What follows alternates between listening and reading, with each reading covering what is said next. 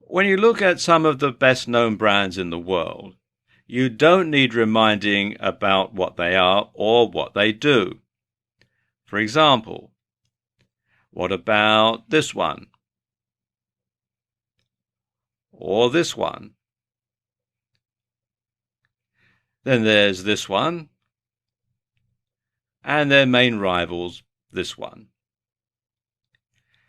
And even though, with one exception, none of these brands actually have the name of the company or the product in them, you can tell by looking exactly what the company is and exactly what they make. For example, you can tell just by looking at this collection which company makes running shoes and which company makes computer software. And in fact, if a brand is really successful, you only have to see its name or logo, even out of context, to be reminded about what the company does or what the product is. I mean, for example, take a look at this photograph here. Now, if you're familiar with the brand, you'll know that even though it's on the side of a racing car, it's got nothing to do with motoring, it's got nothing to do with motor racing at all. But you know exactly what it is, and if you live in a market where they don't sell this, I'll tell you it's an energy drink. But if you do live somewhere where they do sell this product, you'll know immediately exactly what it is just by looking at the brand. And it's the same online as it is offline. So you need to be consistent.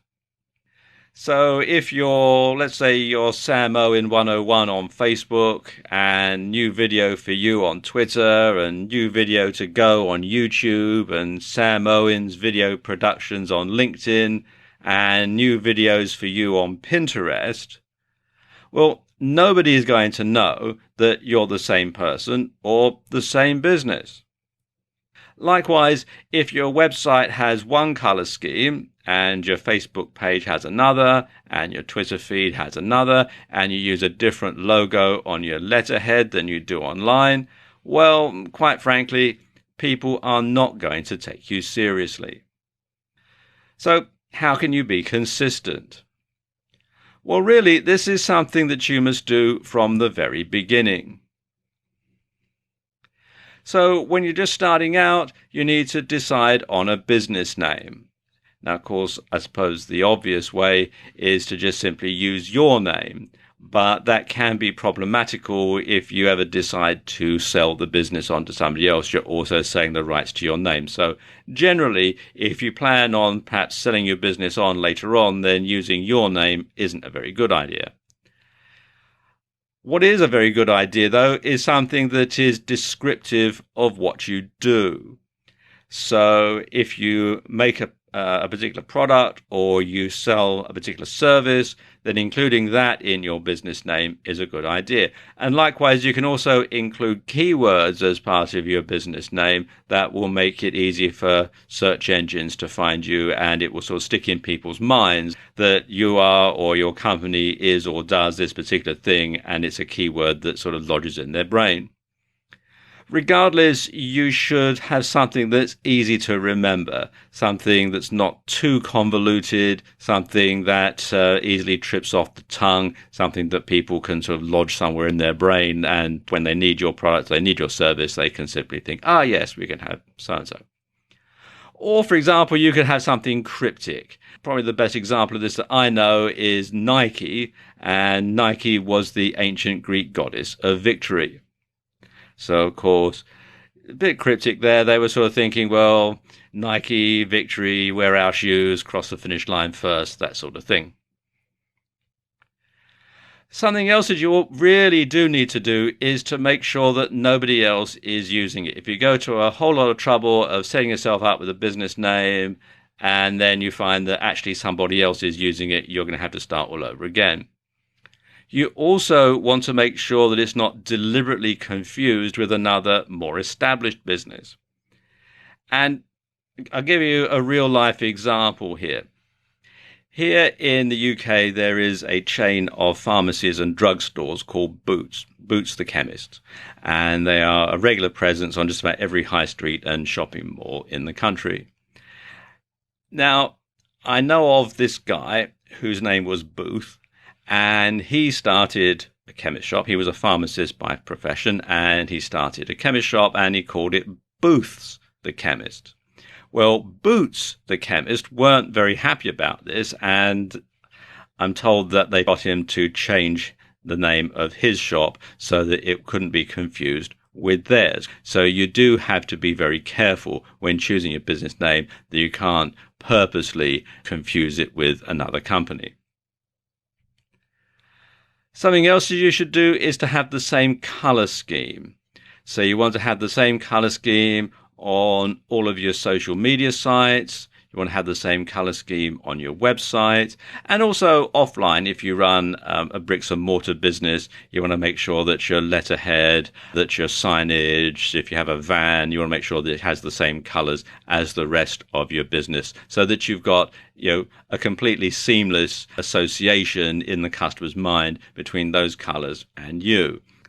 You also want to have the same logo, and this is very important because, like I was saying earlier in the video, people will associate the logo with you. So you need to make sure that it is the same across all social media sites.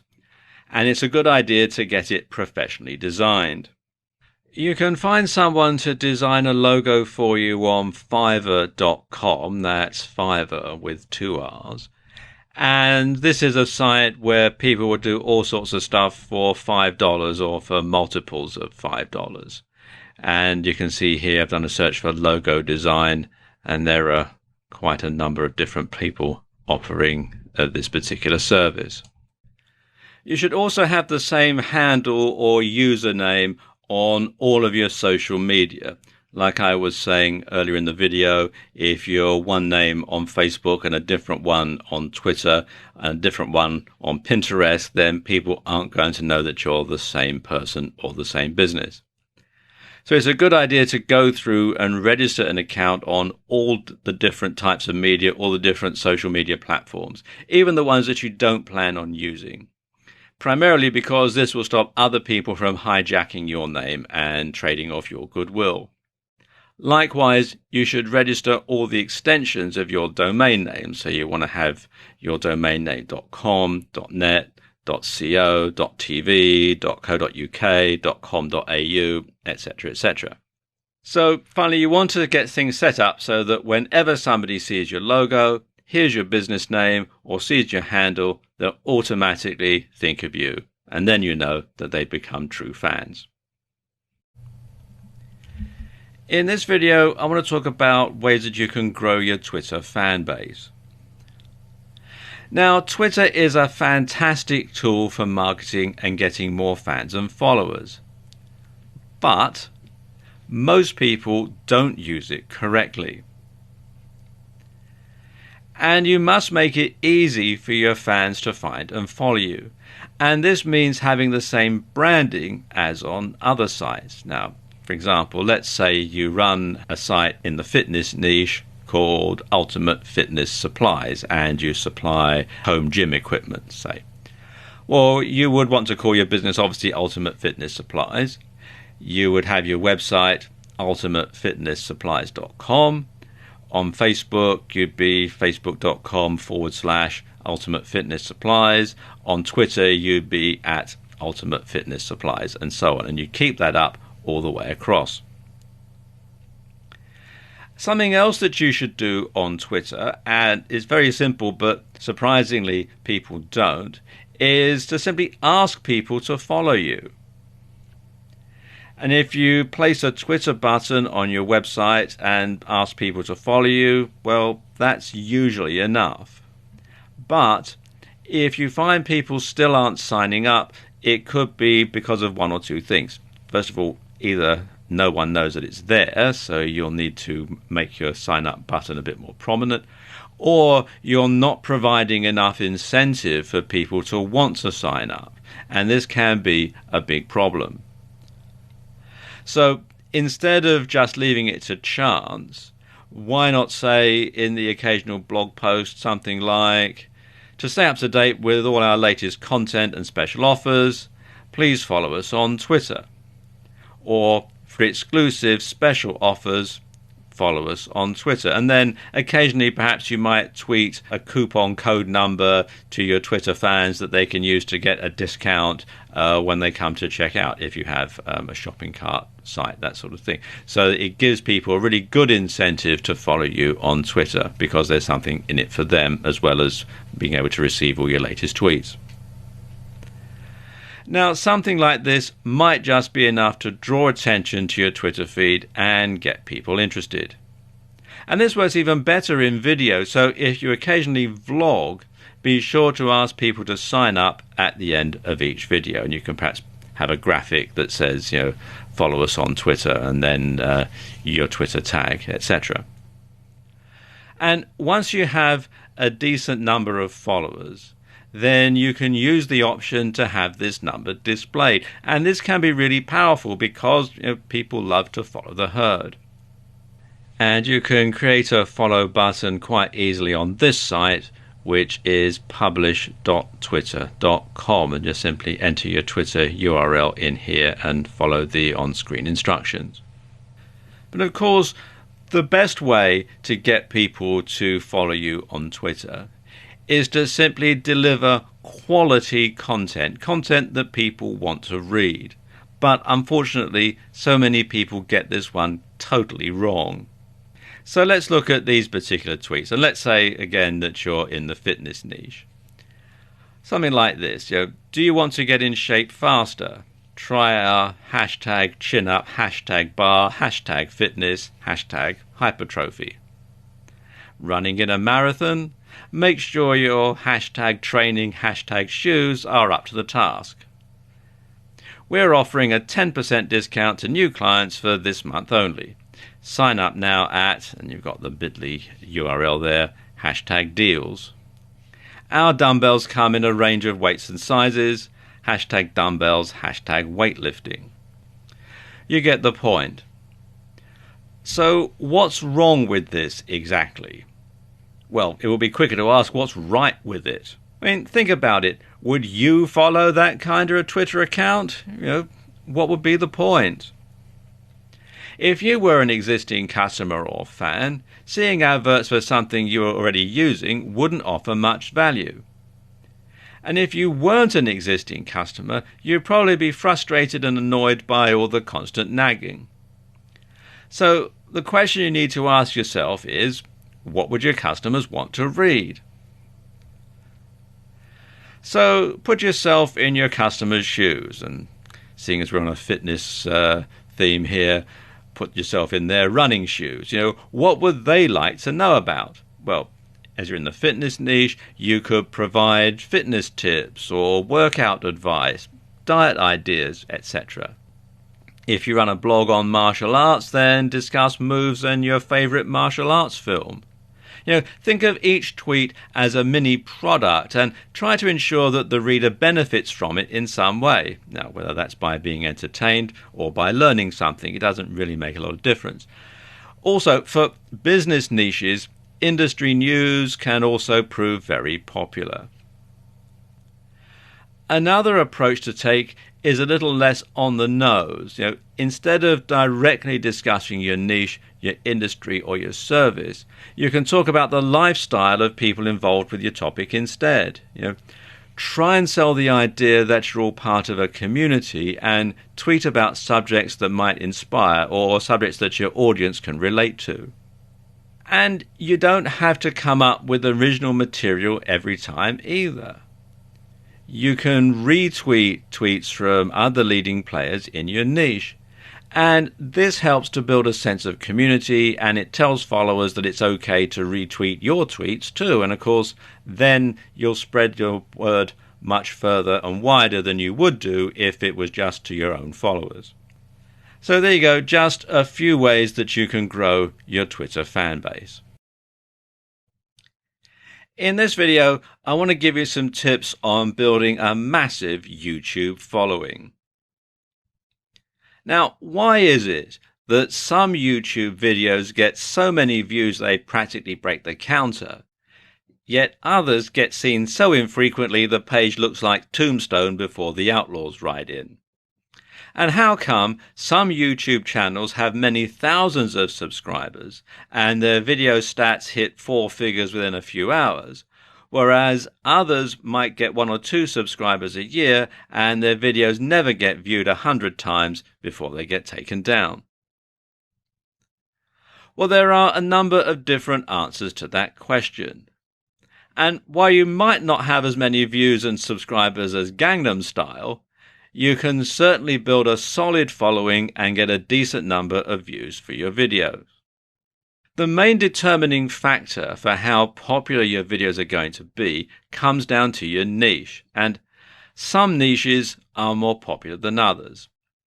In general internet marketing, the biggest niches are fitness, dating, self-help, and making money. But some of the most popular subjects for YouTube videos outside of those big internet marketing niches are gaming, makeup tutorials, grooming and style, travel, technology, fails, cats, DIY, comedy, and lifestyle vlogs. So you need to pick a niche that's going to be popular, but often the most popular niches are the most competitive and oversaturated. So if you do a series of videos on how to do the perfect workout routine, you're going to be up against some fairly big names who already have a massive following, and you'll find it very hard to compete. So what should you do? Well, one thing is to pick a popular niche, but concentrate on a particular aspect of it. And this is known as niching down, or niching down, as some people pronounce it. So let's say you're in the golf niche. Instead of doing just general golf videos, you could do tutorials on how to hit the perfect swing or do the perfect putt. You could show how to hit with each type of iron or wood, or you could have tips to play different holes at different golf courses or different links. And of course, when golf goes wrong, it's always a good topic for humor. Or why not pick an obscure sport like handball? Now, it's not as popular, so it's not as competitive, or at least off the field anyway. But there's also not much out there, so videos on this topic do rack up an awful lot of views fairly quickly. But of course, it doesn't matter how good your content is. If you can't get people to your channel, no one's going to see it, so there's not a lot of point. So how can you get a lot of people to your channel quite easily? Well, a keyword-rich description and title will help YouTube to determine what your video is all about. And so when people type in what they're searching for on YouTube, YouTube will go through, they'll use the keywords, and they'll pull yours out, and it'll come up either in the listing or in the suggested videos at the side. Something else you can do is, if your video is scripted, be sure to include plenty of keywords and then upload the script to YouTube so that it can be used for subtitles and closed captions. And then that will help YouTube also to decide exactly where your video is and exactly what your video is about. Now, some good tools to find keywords are the Google AdWords Keyword Planner. This is quite a long URL, so if you just go to Google and type in Google AdWords Keyword Planner, you'll be directed to this site. Or something a bit more in depth, you can use Market Samurai, which you can find here at marketsamurai.com. And this is a paid-for solution, although there is a free trial offer running at the time that I'm making this video. Something else you can do is use other social media to drive traffic. So tweet about your video upload on Twitter, just sending a tweet saying I've uploaded a new video, and then the URL can also get people to look at it, just out of curiosity, really. Or you can post it on Facebook. Or you can share it on sites like Reddit or Google+. And Google+ is actually very good because Google owns YouTube and they also own Google Plus. So there's a lot of synergy between the three areas. So if you've got something on YouTube, you can put it up on Google Plus as well, and it'll also show up very well in the Google search engine rankings. Something else you can do is to embed your YouTube video onto your blog as part of a blog post. And if you have a WordPress blog, this is actually very easy to do. You just simply embed the URL and WordPress takes care of the rest. And you should also make it easy for others to share your video on their sites. To make your YouTube videos easy to share, make sure that all this works properly once you've uploaded your video. You want to make sure that there is a URL or share link that people can access, and that they've got the buttons here that people can share on various other social media sites. Also to make sure that you've got the embed code, like here, to go on an HTML site, and that people can email your URLs. You have to sign in to do this, and I haven't, but usually there'll be a link here that you can use. In this video, I want to show you ways of getting more Facebook fans. Now, basically, there are two ways of getting more Facebook fans. You can either grow your following organically, or you can buy advertising that promotes your Facebook page. Now, let's talk about how you can grow your following organically, because that's probably the best way of doing so. It's certainly the cheapest. And of course, the best way to grow more Facebook fans is to give them a reason to visit your Facebook page. And basically that means posting useful, interesting content. And if you post stuff your target audience wants to read, they will, first of all, read it. They'll like it. They'll follow you so they can read more of it. And they'll tell others who might be interested too. So you'll grow your fan base that way.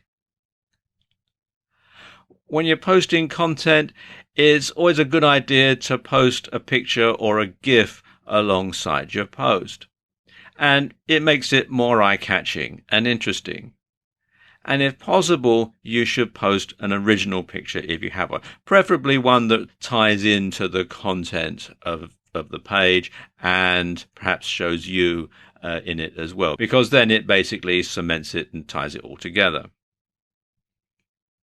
You should also have share buttons on your website or on your blog. And this can encourage people to like, share, and follow you on Facebook. You should also interact with the comments and respond. Don't just simply post up your Facebook page and then go away and don't come back until you're starting something else. Join in the conversation, be a part of the community, make sure that people know that you're going to interact with them if they post a comment on your Facebook page. And you can also use other social media to promote your page, things like YouTube, Twitter, Pinterest, Reddit, etc. You can all link them together so that they go back to your Facebook page. In fact, if you're posting a video on YouTube, this is actually very easy because you can simply put something at the end that says follow us on Facebook and gives the URL. So it is actually quite easy to do it that way. The other way that you can get more Facebook fans is by purchasing advertising so that it leads people to your page who perhaps wouldn't stumble upon it organically. Now, Facebook ads, which is what the system is on Facebook, work in a similar way to Google AdWords. In other words, they're PPC or pay-per-click. But unlike Google AdWords, they're more varied and they can be more tightly targeted. For example, you can target people by their age, gender, location, interests, marital status, etc., etc. Now let's look at the different types of ad that you can have on Facebook. There used to be all sorts of different types, but now they've whittled it down to just a few. And I suppose the most popular one is the promoted post. And the supported placements for that are in the right column, mobile feed, and news feed.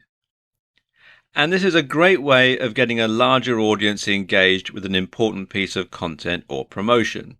And for a set budget, you can boost a post which will increase its visibility in the feed of people who like your page as well as their friends. So again, it's going to get them right in front of the post that you want them to read. Then there's the boosted post, which is slightly different, and its supported placements are right column, mobile feed and news feed as well.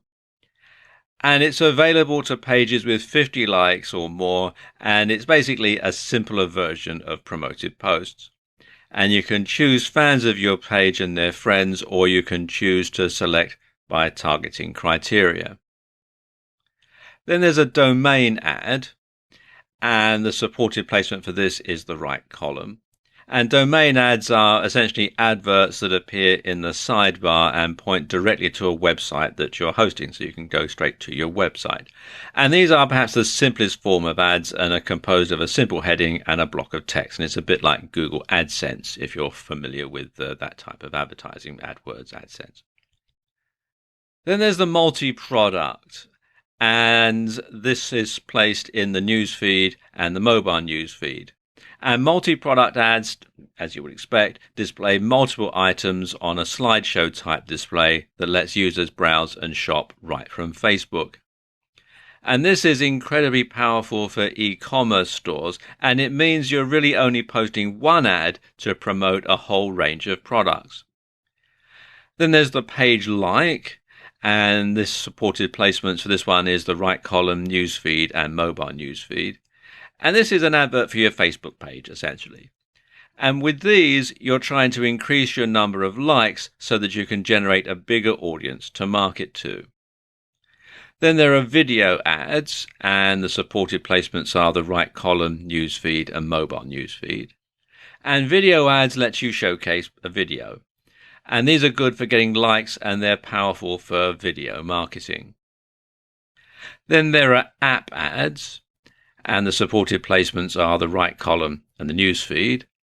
And if you have built a branded app for Facebook, then this is how you can promote it and encourage downloads.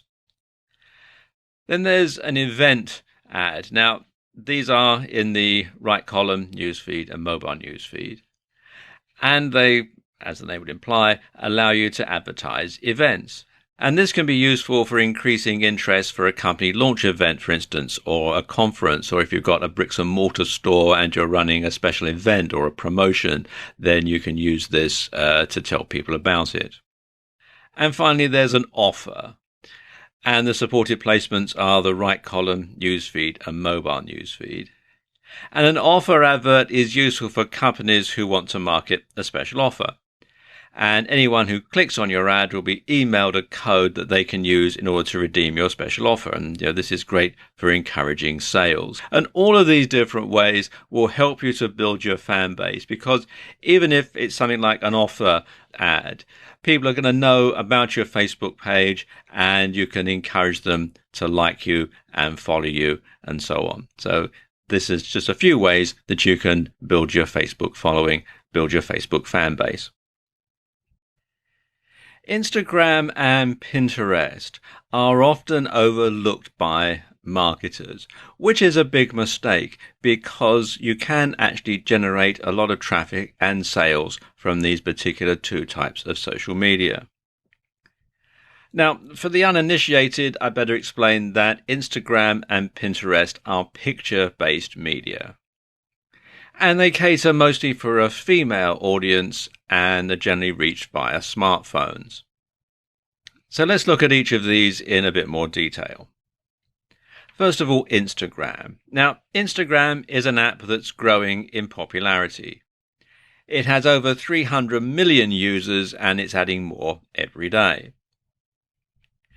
Now, at its most basic, Instagram is an image sharing app, and a fairly low quality one at that. But that's not to say it can't form a key part of your social media strategy. In fact, some really big companies are using Instagram to get their message across. Companies like Sharpie, Starbucks and Target, to name but a few. And sports teams like the LA Clippers basketball team are heavy Instagram users too. And there are two good uses that you can put Instagram to. One is influencer marketing, and the other is local marketing. Influencer marketing means you find someone who already has a large following on Instagram and has established themselves as an authority. And these people will have the ability to sway the opinions of a large group of followers, which of course is where you eventually want to be. So instead of spending months or years trying to reach this point, why not piggyback on the success of someone who's already got there? Or to put it another way, why not see if you can't get someone to post on your behalf to their audience? Of course, there needs to be something in it for them, and this could mean that you pay them, you promote them on another social media in exchange for them promoting you, something like an ad swap, but on social media rather than email. Or you could just try targeting influential members of the public and hope that they'll like your brand enough to do it for free, although that doesn't happen very often, if I'm honest. Likewise, when you've built up a large Instagram following, you can offer to post for other people in your niche in return for them posting for you in another media, so you can spread your net a bit wider. Instagram is also great for local audiences. And this is because the pictures have an optional location tag, which you can use to help users geolocate your bricks and mortar store. And this can be very useful for drumming up business. So say, for example, you have a hairdresser's or a salon. You could ask your clients if you could take a photo of them with their new hairdo and post that on Instagram, and ask them to do the same if they have an Instagram account. So you're going to spread the word out to all their friends and followers. Now, Instagram is a perfect match for Twitter, as the two sites use the same type of hashtag, and it's easy to link an Instagram photo into a tweet. Then let's talk about Pinterest, because Pinterest is slightly different. It's still based around pictures, but they use it in slightly different ways. Essentially, Pinterest works by creating mood boards, and a mood board is essentially a collage made up of images and other materials that you've either created yourself or you've found on the web. For example, one of the most popular types of boards that users will create are wedding boards. And when an engaged couple begin planning their wedding, they'll often start by creating a Pinterest board and then looking for inspiration. They'll look at boards created by other users and search for ideas for wedding dresses, wedding locations, table decorations, wedding cakes, suits, etc. Or they may create separate boards for each of those things. And there are many ways that Pinterest gets used by marketers. For example, you could showcase a new web design or app UI. You could have ideas for interior design. You can put together inspirational images to get people to keep fit if you're in the fitness niche. You could have things like moves or goal physiques, etc. You can keep customers updated with your brand in a more visual way. You could perhaps, if you have a clothing site, you could have fashion and outfit ideas. If you're a tattoo artist, you could showcase tattoo ideas and much more. Now, beyond the basic features, there are also some more advanced options and tools on Pinterest that are going to be especially useful for marketers. And one of them is rich pins.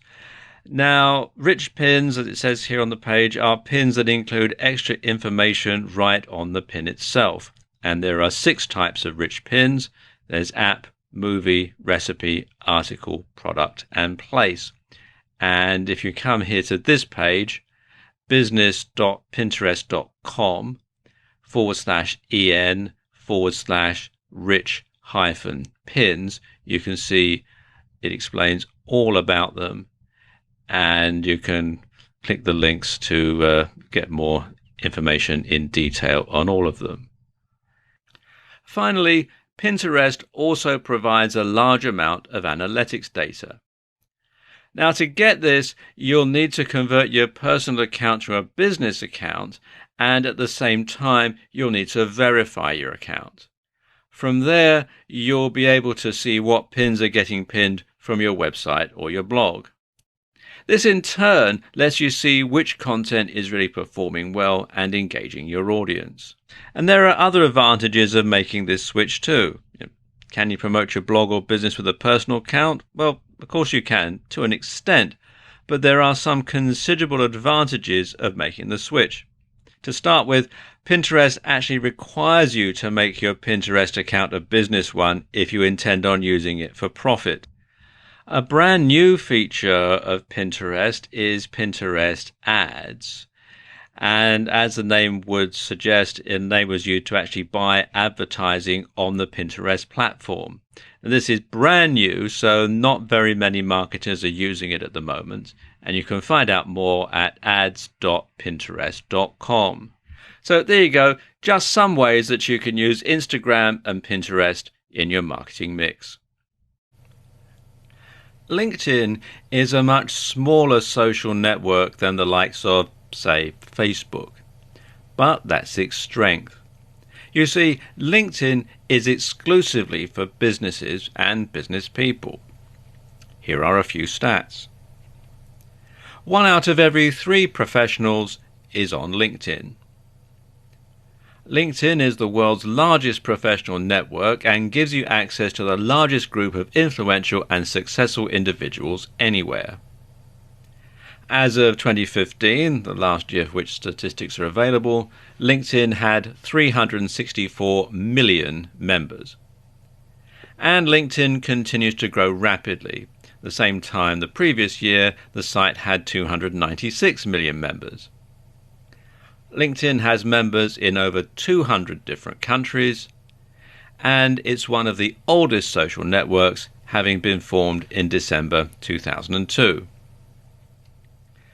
So even if you're not in a business niche per se, it still makes sense to be on LinkedIn.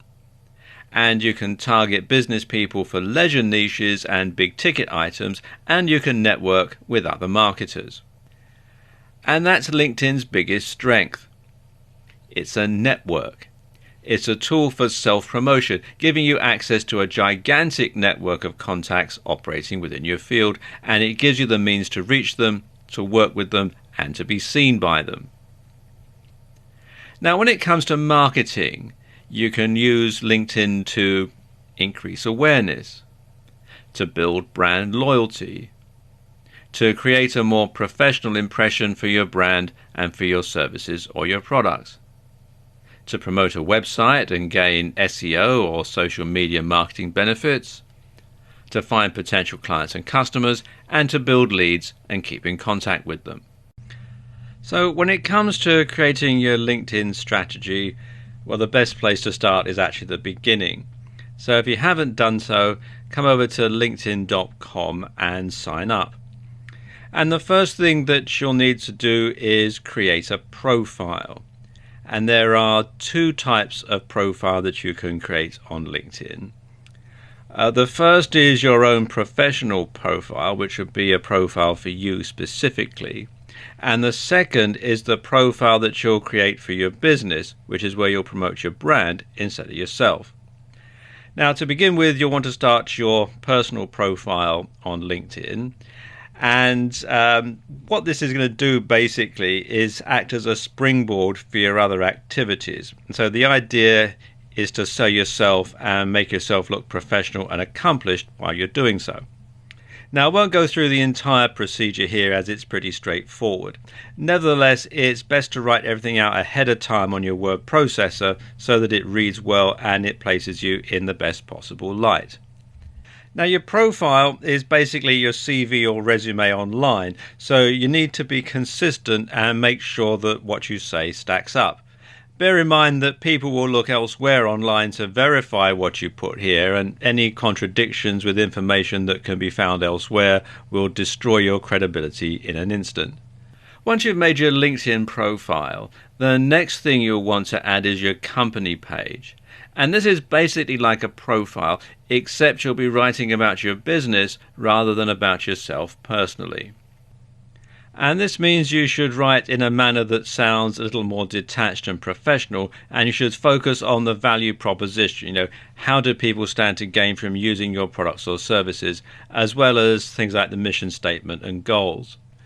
Now, they do rather hide how you set up a company page. So if you come to linkedin.com/company/add/show, then you fill in your company name, your email address, you check the box here that says I verify I'm an official representative, and then click continue. Now, your email address at the company must be at the company domain. So if you try and enter a Gmail address in here, for example, you'll get rejected.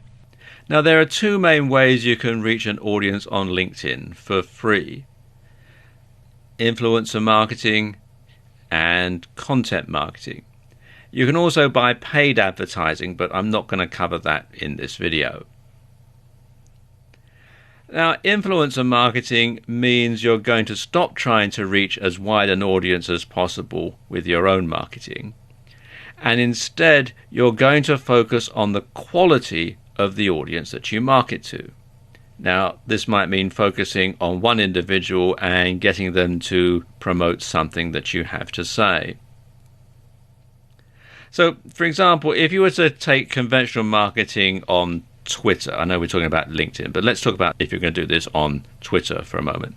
Now, you might spend countless hours trying to build your number of followers and then trying to create new content to help increase your engagement. And over countless hundreds of hours spread over months or even years, you will build enough of a following to become an influencer in your niche and start getting more business every time you tweet. Well, with influencer marketing, you skip this step. Instead, you focus on creating a relationship with someone who already has a huge amount of influence. Now, let's take Bill Gates, for example. If you could somehow reach Bill Gates and get him to tweet about your product and to include your Twitter username, you would certainly get thousands of new followers overnight and gigantic sales for your products or services. So in other words, you could leapfrog all of the competition by going directly to a key influencer who has the ears and hearts of your audience. And this way, a single retweet, guest post or shout out could be of an order of magnitude more effective than hundreds or even thousands would regularly be. The problem is Bill Gates probably doesn't want to shout out for you on social media, and you probably have no means of reaching him anyway. People like Mr. Gates get spammed by hundreds, if not thousands of people every day and probably have an army of minions to wade through it all for them. Only the really important messages from people that they know and trust get through. And here's where it's easier to contact people via LinkedIn, because this is where LinkedIn's degrees of separation come in. If you could find someone who knew someone who knew someone who knew Bill Gates, you would be connected by 3 degrees of separation. And like I was saying earlier, this is where the fact that LinkedIn is a network can be very helpful, because anyone who is connected to you by 3 degrees of separation or less will show how you're connected to them when you view their profile and when they view yours, of course. So you'll be able to go onto LinkedIn and see the people you need to go through to get an introduction to Bill Gates.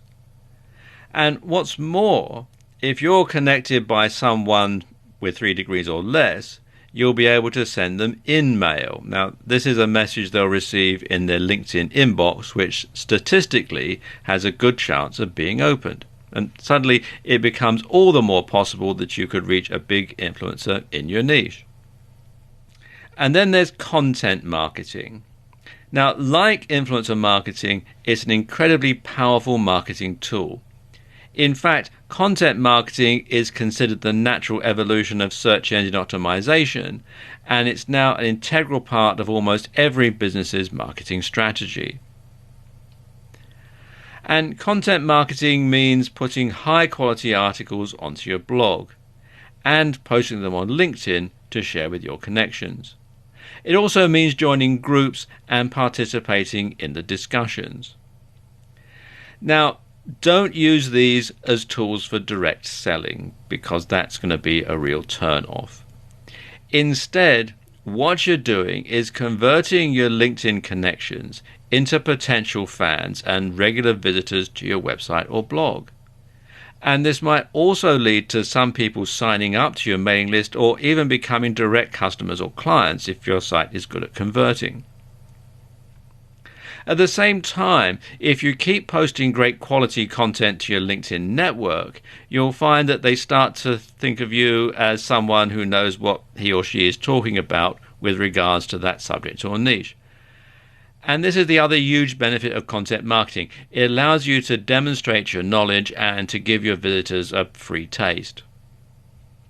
And eventually, they should come to consider you as a leading authority in your field. And as such, they might seek out your opinion when looking for products, services, and other ways to spend money. And it's at this point you become an influencer yourself and give yourself a platform through which to launch joint ventures, launch partnerships, or other business ventures. And it's all down to participating on LinkedIn. LinkedIn has its own advertising platform that enables you to directly advertise to other members of LinkedIn. And this is perfect if you're a B2B marketer or you target a business-related niche. Essentially, this is a PPC network, in other words, it's pay-per-click, that works similarly to Facebook or Google AdWords. So you only have to pay when someone actually clicks on your ads, although you can also pay per impression. And you'll generally only pay a few cents for each click, but the more you pay, the more often your ad will appear, just like on Facebook or AdWords. And this is very effective because it means you don't have to pay anything if your ad is ineffectual and doesn't generate any traffic whatsoever. Like Facebook ads and Google AdWords, LinkedIn allows you to carefully target who sees your ads. And this is fantastic for B2B organizations as it lets you specifically market to decision makers within your industry. What's more, LinkedIn ads also work incredibly well for recruiting. Now, there are two main types of advertisements, the two that are most popular, and they are sponsored content and text ads. And that's what I'm going to concentrate on in this video. There are also display ads, dynamic ads, and sponsored in-mail, which is a bit like sending out a solo ad, but to people on LinkedIn rather than through email. Now, sponsored content does exactly what it says on the tin. You basically pay to get your article or post in front of the sort of people you want to read it. Now, when you're doing this, you should make this article direct and not too wordy, because lots of people access LinkedIn on smartphones. And you should include a call to action at the end. Now, don't make it a blatant sales pitch, though, or you'll just put people off reading it. Consider it a free taster for your product or service. Now, text ads are similar to the sort of ads that you see as Google AdSense. And these appear at either the top or in the sidebar of LinkedIn pages. And just like with AdSense / AdWords, they should be short, compelling, and irresistibly clickable. But the best thing about LinkedIn's ads program is it's really super targeted. And the platform lets you drill down and target audiences based on location, gender, age, LinkedIn groups they're members of, skills they've listed, schools they attended, or colleges and universities they graduated from, and much more. And a unique advantage that LinkedIn advertising has over AdWords or Facebook, though, is the ability to target by company name, business category, industry size, job title, and seniority. So if you only want to reach vice presidents of marketing in North American digital technology companies with more than 500 employees, you can. And you can read more about this in some detail at business.linkedin.com/marketing-solutions. Now, the exposure you'll get from LinkedIn ads is not as great as you get from Facebook or AdWords, but for the right business model, it's definitely worth considering. In some ways, the slightly less popular nature of this platform can work in your favor, as there'll be less competition. One of the most phenomenal growth areas in recent years has been in the area of sharing photos and short clips as a tool for social communication. It's a great way to build an audience for your website or blog, and a fantastic way to show off your product or service to people. As more and more people get smartphones, and most of the platforms we're going to cover in this video are smartphone based, this can only get bigger. The main platforms that we're going to cover in this video are Snap, which was formerly known as Snapchat, Vine, and Periscope. Now let's take a look at Snap. This used to be called Snapchat, but it recently changed its name and it's going into hardware as well as software. Now, Snap works with a very specific media for communicating with users. And there are a couple of differences that make this platform unique and one of the most interesting social media platforms in use today. Like using photos and videos to communicate with other people. While Twitter and Facebook and most social media platforms mainly communicate with text, the only text you'll find here is the captions on pictures and videos. Another difference is that when you post your pictures and videos, they'll generally last for only 1 to 10 seconds, although you can post stories that can last up to 24 hours. Then they vanish like a ghost, hence the logo. And it's better to use stories more than snaps to advertise your products or services, because obviously they stay around for longer. So think of a story like a viral video. If you make it overly promotional, well, quite frankly, it's just not going to work. So you want something clever, something that no one has ever seen, and something that evokes emotion. And this will make people want to share the story with their friends, and it'll give you the exposure that you're looking for. Creating good stories will also make people want to follow you. So every time you create a story, keep in mind that you're both trying to get people to follow you and you're trying to get your product or service out there.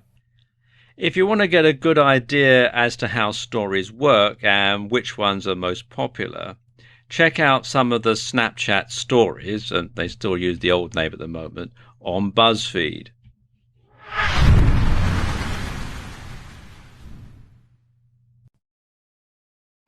Breaking news. Snap Incorporated is releasing a new piece of hardware, Snap Spectacles. These are glasses with a built-in camera. Simply tapping on the side of the glasses will record 10 seconds of video footage from a first-person perspective. So now you can record video just like you're looking at it. It's almost like having a GoPro strapped to your head. Can you imagine the possibilities this is going to unfold? Now, the company will be releasing the product to the market soon, so best to set up a Google alert to keep informed of the latest developments. Then there's Vine. And Vine is a social network where people can share 6-second looping videos. Twitter thought so much of it, they acquired it for a reported $30 million. And that was before its official launch. As of December 2015, the last statistics that are available, Vine had 200 million active users. And users' videos are published through Vine's social network and can be shared on other services such as Facebook and Twitter. And Vine's app can also be used to browse through videos posted by other users. Now, when you're using Vine, the camera only records while the screen is being touched, and this enables users to edit on the fly or create stop motion effects. And there were some additional features added to the app in July 2013, and these include grid and ghost image tools for the camera, curated channels, including themed areas and trending topics or users, protected posts, and the ability to re-Vine videos on a personal stream. Your approach to marketing on Vine and Periscope, which we'll get to in a moment, should be similar to your approach to Snap. Entertaining, shareable, and not salesy. And you can see some Vine videos and download the app at vine.co. Finally, there's Periscope. Now, Periscope is similar to Vine insofar as it streams short videos. The key difference is that Periscope streams videos live. And when you use Periscope, you'll find that you're presented with a map of the world upon signing in. And on this map are various points where you can see people who are currently streaming video. So simply click on the dot on the map and the name of the broadcaster, and then you can tune in and start watching what they're filming. It's a bit like having your own TV station in that respect. And you can then comment on the video, you can ask questions, you can like it, you can follow the person, or you can leave and watch something else. And in addition to the same strategies as for Snap and Vine, you can also use Periscope to get traffic to a website or visitors to a bricks and mortar store by running a flash offer. The geolocating feature means users can pinpoint where you are at that very moment. Now, these are just 3 of the new and exciting photo and video apps out there, and new ones are being developed all the time. By honing your strategy on these platforms, you'll be in pole position to start marketing on the newer apps, and as soon as they launch, which will put you one step in front of the competition. In order to get the best results from your social media marketing efforts, you must be everywhere and post to more than one social media platform at a time. And this can be accomplished in several different ways. You can spend some time each day on social media, but give your attention to a different platform every day. So, for example, you could update Facebook every Monday, tweet to Twitter every Tuesday, pin to Pinterest every Wednesday, upload a video to YouTube every Thursday, log in to LinkedIn every Friday, snap a story on Snap every Saturday, and collapse into a heap on Sunday. There's got to be a better way. Well, there is. You can post the same or similar content to more than one social media platform at a time. And this can help spread the word about you, your products or services. And you can save yourself a ton of time in the process. For example, you could download videos from Vine or Periscope, edit them together, and then upload the result to YouTube. Not only will you be able to get more subscribers and views to your YouTube channel, but you'll also be able to reach an audience that doesn't own a smartphone and therefore wouldn't have seen them on those other platforms. Downloading these videos is easier than you think.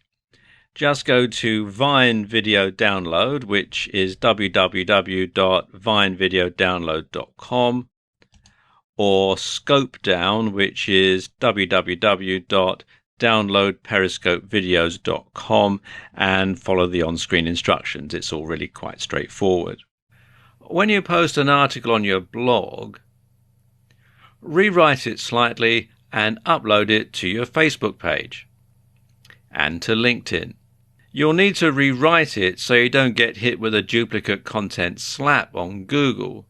But by writing it ahead of time in your word processor, this can be accomplished quite easily. Twitter and Instagram have similar hashtags, so when you post a new picture to Instagram, tweet about it on Twitter. You can also pin the picture onto your Pinterest board. 3 social media sites covered in just a few minutes. You can also post your latest tweets on Facebook, or use them as a comment in a LinkedIn group, although of course you must make sure that it is relevant. By doing it this way, you can save time and effort and spread the word about you, your products or services much wider and much quicker. Your blog should be the hub of your social media strategy. I'll explain why in this video. There are a number of reasons why you should do this. First and foremost, everyone should be able to access your blog regardless of what operating system they're using and regardless of whether they're using a PC, a tablet, an iPhone or an Android device. Everybody should be able to get to your blog page regardless. So once you've got people to your blog, you can then point them in the direction of your various social media platforms. And if you have a WordPress blog, this is particularly easy as there are a number of plugins you can get to integrate social media. First and foremost, though, you should host your own blog on your own domain and on your own web server account. And this gives you more control than hosting on WordPress.com. So let's talk about integrating Twitter and your blog. Now, there are 2 ways that you can sync your Twitter account and your blog. You can incorporate a feed of your latest Twitter tweets into your blog sidebar, or you can automatically let Twitter followers know that you've updated your blog with a new post. For the former, you can use the Twitter Feeds plugin. Now, each time you post a tweet, it will automatically be displayed on your blog, which has the added bonus that your blog content will change slightly and Google will treat it as new content and update its rankings in the SERPs accordingly. For the latter, you can use the WP to Twitter plugin, which will send a tweet to your followers to let them know that you've just made a new blog post. And both of these plugins can be installed from within the WordPress dashboard, and they're both free. And the same goes for Facebook. With the Facebook Auto Publish plugin, you can publish posts automatically from your blog to Facebook. You can publish your post to Facebook as a simple text message, a text message with an image, or as an attached link to your blog. And the plugin supports filtering posts based on custom post types as well as categories. And again, this can be installed from within the WordPress dashboard. Embedding a YouTube video into your blog is easy. To embed a YouTube video into your WordPress blog is very easy.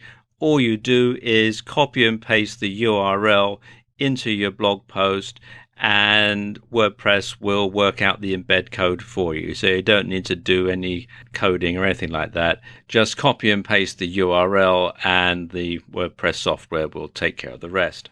And don't forget, you can simply insert pictures that you've uploaded to Instagram or Pinterest into WordPress very easily. So why not do that as a separate post and then share it on other social media?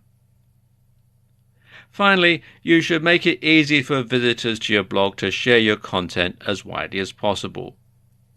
And the easiest way to do this is with the Shareaholic plugin. And the Shareaholic plugin basically puts a bar at the bottom of every page and every post on your WordPress blog, although you can set it up so that some things like, for example, your shopping cart, if you have a shopping cart site, don't get shared. But what it does is it means that people who come to your site can simply click on the button and share the details about your site on their social media. So it helps you spread the word about your blog, about your site, far and wide on all sorts of different social media. And you can set it up to decide what social media you want your content shared on, and as I was saying, what pages you want to have shared. So it's fully customizable and you can install it from within the WordPress dashboard. So there you go, a few ways that you can make your blog the hub of your social media activities and spread your message far and wide.